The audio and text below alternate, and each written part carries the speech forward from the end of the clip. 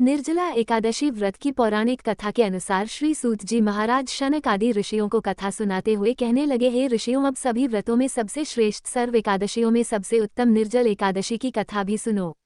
एक बार पांडव पुत्र भीमसेन ने वेदव्यास जी से पूछा, हे महाज्ञानी पितामह, मेरे चारों भाई युधिष्ठिर, अर्जुन, नकुल, सहदेव और मेरी माता कुंती तथा मेरी पत्नी द्रौपदी एकादशी के दिन कभी भी भोजन नहीं करते, वे मुझे भी सदा ऐसा ही करने को कहते हैं। मैं उनसे कहता हूँ कि मुझसे तो भूख सही नहीं जाती। मैं दान और विधिवत भगवान की पूजा आराधना करूँगा, सो कृपा पूर्वक मुझे ऐसा कोई उपाय बताए मुनिव कि उपवास किए बिना मुझे एकादशी के व्रत का फल प्राप्त हो सके। तो व्यास जी बोले, हे भीमसेन, अगर तुम नरक को बुरा और स्वर्ग को अच्छा समझते हो और अंत में मोक्ष की कामना भी रखते हो तो दोनों पक्षों की एकादशी को भोजन मत करो। व्यास जी की बात सुनकर भीम ने फिर से निवेदन किया, हे महामुनि, जो कुछ भी मैं कहता हूँ वह सुनिए। यदि दिन में एक बार भोजन ना मिले तो मुझसे नहीं रहा जाता। मैं इस स्थिति में कैसे उपवास करूं? मेरे उदर में वृक्क नामक अग्नि का वास है और बहुत सारा भोजन करने से ही मेरी भूख शांत होती है। मुनिव, आप कृपा करके कोई ऐसा व्रत बताइए जिससे विधि पूर्वक करके मैं स्वर्ग को प्राप्त कर सकूं। वो निश्चय करके मुझसे कहिए जिससे मेरा भी कल्याण हो सके। भीमसेन की परेशानी समझकर व्यास जी कहने लगे, भीमसेन, मनुष्यों के लिए सर्वोत्तम वेद का धर्म है, किंतु कलयुग में भी उस धर्म पर चलने की शक्ति किसी में नहीं है। इसलिए थोड़े धन और थोड़े कष्ट से होने वाला बहुत सरल उपाय जो कि पुराणों में भी लिखा है वह मैं तुम्हें बताता हूँ। ध्यान से सुनो। दोनों पक्षों की एकादशी में जो मनुष्य भोजन नहीं करते वे कभी नरक को नहीं जाते। इन वचनों को सुनकर महाबली भीमसेन पहले तो पीपल के पत्ते की तरह कांपने लगे, फिर डरते हुए बोले, हे पितामह, मैं उपवास करने में बिल्कुल असमर्थ हूँ, इसलिए हे प्रभु, निश्चय करके बहुत फल देने वाला एक ही व्रत मुझसे बताइए। तो व्यास जी फिर बोले, हे भीमसेन, वृष मिथुन राशि के सूर्य में ज्येष्ठ मास में शुक्ल पक्ष में जो एकादशी होती है उसका निर्जला व्रत यत्नपूर्वक करना उचित होगा। स्नान और आचमन करने से जलपान वर्जित, केवल एक घूंट जल से आचमन करें। अधिक पीने से व्रत खंडित हो जाता है। एकादशी के सूर्य उदय से लेकर द्वादशी के सूर्य उदय तक जल ग्रहण ना करें और ना भोजन करें तो बिना परिश्रम ही सभी द्वादशी युक्त एकादशियों का फल प्राप्त हो जाता है। द्वादशी को प्रातःकाल स्नान करके स्वर्ण और जल ब्राह्मणों को दान करें, फिर ब्राह्मणों सहित खुद भी भोजन करें। हे भीमसेन, इस विधि से व्रत करने से जो फल मिलता है वह सुनो। सारे वर्ष में जो एकादशी आती है उन सब का फल निसंदेह केवल इस एकादशी के व्रत से प्राप्त हो जाता है। शंख चक्र गदाधारी भगवान विष्णु स्वयं मुझसे ये कहते हैं कि सब कुछ त्याग कर केवल मेरी शरण में आ जाओ और सुनो भीमसेन। एकादशी का व्रत निराहार करने से मनुष्य सभी पापों से मुक्त हो जाता है। सभी प्रकार के तीर्थों और सभी प्रकार के दानों में जो फल प्राप्त होता है वह सब इस एकादशी के व्रत से ही प्राप्त हो जाता है। कलयुग में दान देने से भी ऐसी सद्गति नहीं होती। अधिक क्या कहूँ भीमसेन, ज्येष्ठ शुक्ल पक्ष की एकादशी को जल और भोजन ना करें। हे वृकोदर, इस एक व्रत से जो फल मिलता है उसे सुनो। सब एकादशी व्रतों से जो धन, धान और आयु, आरोग्यता आदि की वृद्धि होती है वे सब फल निसंदेह इस एकादशी के व्रत से प्राप्त हो जाते हैं। हे नरसिंह भीम, मैं तुमसे सत्य कहता हूँ कि इसके करने से अति भयंकर काले पीले रंग वाले यमदूत भय देने वाला दंड और फांसी सहित उस मनुष्य के पास कभी नहीं आते, बल्कि भगवान विष्णु के देवदूत उन्हें आकर स्वर्गलोक को लेकर जाते हैं। तब इस प्रकार वेदव्यास जी के कहने पर भीमसेन ने भी इस एकादशी का व्रत किया था, जिसके कारण इस एकादशी का नाम भीमसेनी एकादशी पड़ गया। ये थी निर्जला एकादशी की व्रत कथा। अब आप सभी भगवान कृष्ण की एक बहुत ही सुंदर कथा भी सुनिए।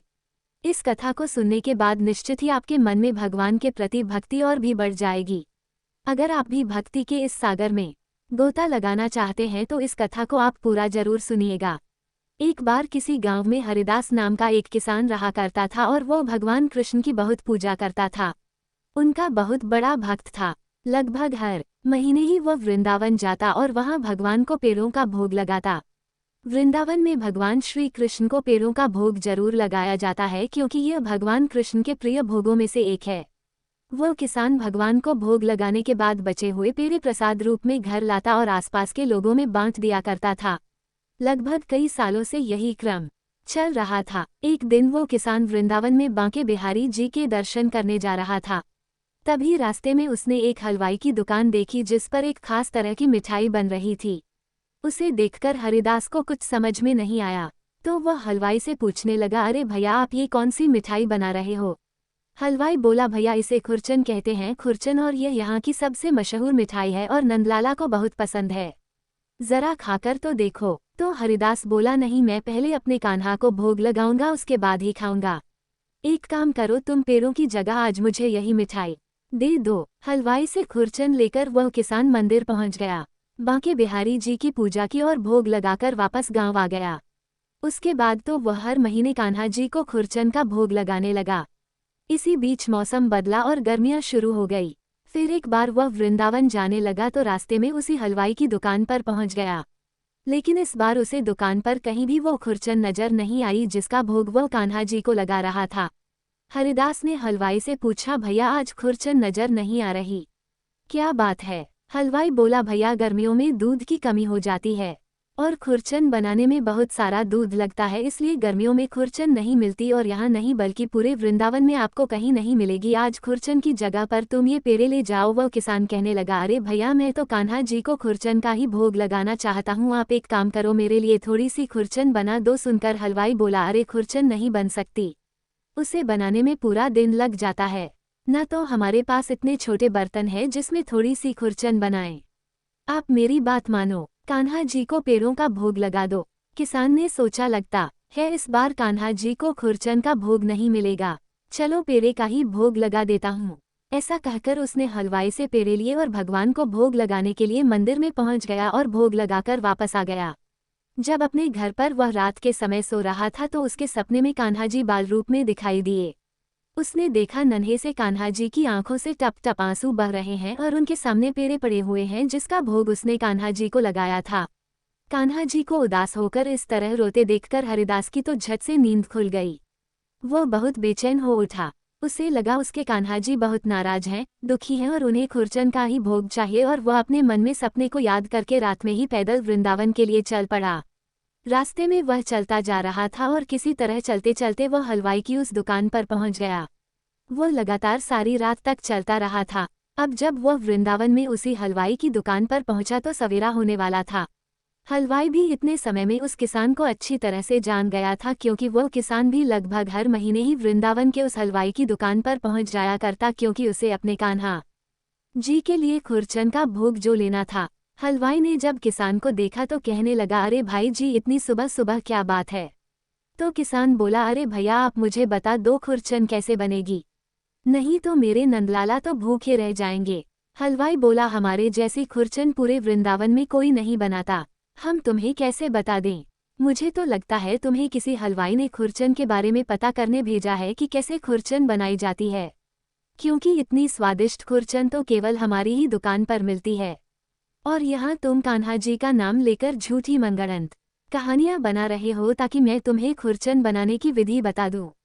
चलो भागो यहाँ से और फिर कभी दोबारा नजर मत आना। हलवाई से डांट फटकार सुनकर किसान बेचारा दुखी हो गया और वह कान्हा जी के मंदिर के बाहर जाकर चुपचाप बैठ गया। दुख के मारे वह कान्हा जी के दर्शन करने भी नहीं गया। खाली हाथ जाता तो क्या करता, उसे तो नंदलाला के लिए खुरचन का भोग ही चाहिए था।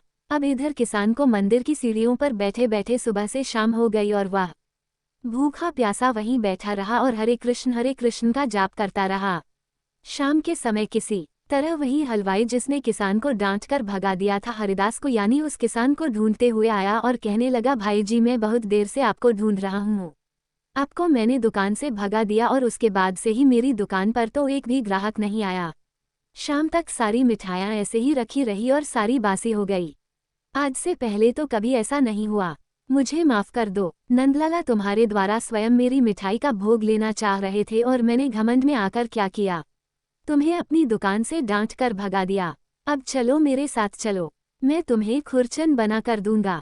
किसान कहने लगा, मुझे क्षमा करो भाई, मेरे कारण तुम्हें कष्ट हुआ, अपनी दुकान छोड़कर तुम्हें यहाँ मुझे ढूंढते हुए आना पड़ा। हलवाई बोला, आप पहले मेरे साथ चलो, मैंने बहुत सारा दूध मंगाया है, अब दुकान में हर दिन खुरचन बनेगी, और फिर चाहे तुम कितनी भी खुरचन लेकर चले जाना, फिर चाहे कितनी भी महंगी खुरचन क्यों ना हो, मैं तुम्हें कान्हा जी को भोग लगाने के लिए खुरचन जरूर दूंगा। अब हलवाई उस किसान को अपने साथ दुकान पर लिवाकर लाया और उसके सामने ही खुरचन बनाने लगा। पूरी रात खुरचन बनाने में लग गई और सुबह होते ही मंदिर के कपाट खुलते ही किसान ने भगवान को खुरचन का भोग लगाया और उस हलवाई ने सारी खुरचन प्रसाद के रूप में बांट दी। अब किसान के मन की जो बेचैनी थी, जो उदासी थी, वह भी दूर हो गई क्योंकि उसके नंदलाला ने उसके हाथ से खुरचन का भोग जो ग्रहण कर लिया था। बोलिए ओम नमो भगवते वासुदेवाय नमः।